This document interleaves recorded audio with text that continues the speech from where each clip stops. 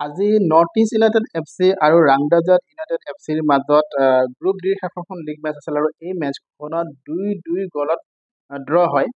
এই মেচখন north east United FCৰ বাবে বৰ এটা গুৰুত্বপূৰ্ণ মেচ নাছিল আৰু ৰাংৰাজাত ইউনাইটেড FC অলৰেডি বাহিৰ হৈ আছিলে, একেবাৰে গ্ৰুপৰ একেবাৰে দুৰ্বল টীম আছিলে যিহেতু, গতিকে এই মেচখন কোনো গুৰুত্বপূৰ্ণ মেচ নাছিলে দুয়োটা টীমৰ বাবে।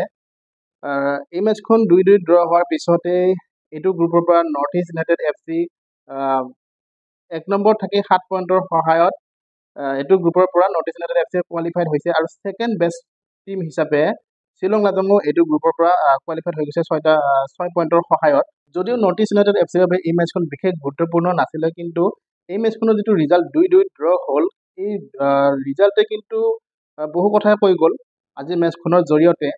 আজি মেচখনত নৰ্থ ইষ্টে বেষ্ট প্লেইং 11 নমা নাছিলে যদিও, কাৰণ আজি মেচখনত আলাদ্দিনে প্ৰথম পৰা খেলা নাছিলে, আলাদ্দিনৰ দ্বাৰা ষ্টাৰ্ট কৰা নাছিলে। আলাদ্দিন নাছিলে, জিথেন নাছিলে, লগতে জবাকুৰ দৰে খেলুৱৈ নাছিলে, আছিৰ আখতাৰৰ দৰে খেলুৱৈ নাছিলে, ৰিডিন প্লাং।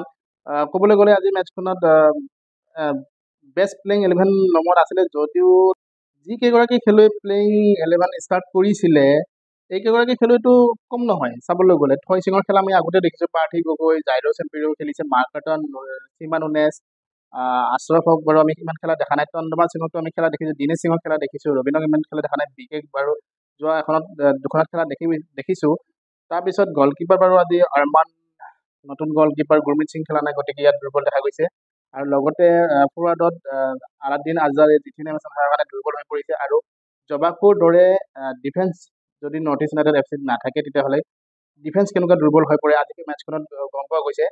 কাৰণ সন্মুখত আছিল একেবাৰে দুৰ্বল টীম ৰাংৰাজাত ইউনাইটেড FC। সন্মুখত ৰাংৰাজাত ইউনাইটেডৰ দৰে একেবাৰে দুৰ্বল টীম থকাৰ পিছতো কিন্তু অলমষ্ট এই মেচখনত কিন্তু নৰ্থ ইষ্ট ইউনাইটেড FC হাৰিছিলেই।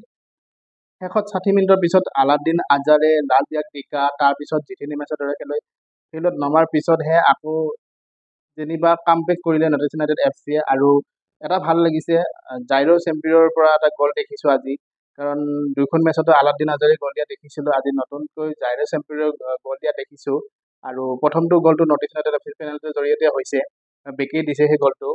গতিকে দুটা গ'লৰ এটা গ'ল জাইৰ চেম্পিয়নৰ পৰা আহিছে, গতিকে ভাল লাগিছে। আলাদ্দিন আজাৰেৰ বাহিৰেও নতুন এগৰাকী যি চাইন কৰিছে নৰ্থ ইষ্ট ইউনাইটেড FC এবাৰ জাইৰ চেম্পিয়নৰ তেওঁৰ পৰা গ'ল আহিছে। পিছত নেক্সট খেলত আমি সীমা নুনেজৰ পৰাও আশা কৰিম গ'লৰ। বাকী লালৰিনজৱালা, লাল বিয়াগডিকাটো আছেই, তেওঁলোক দুগৰাকীৰ পৰাও আশা কৰিম। গতিকে আজি আশা কৰাৰ দৰে প্ৰদৰ্শন কৰিব নোৱাৰিলে নৰ্থ ইষ্ট ইউনাইটেড FCয়ে, আৰু কিয়নো শ্বিলং লাজঙে এইটো টীমৰ লগতে কিন্তু নৰ্থ ইষ্ট ইউনাইটেড FCতকৈ ভাল প্ৰদৰ্শন কৰিছিল, 3-1 জয়লাভ কৰিছিল ৰাংৰাজাত ইউনাইটেড FCৰ লগত।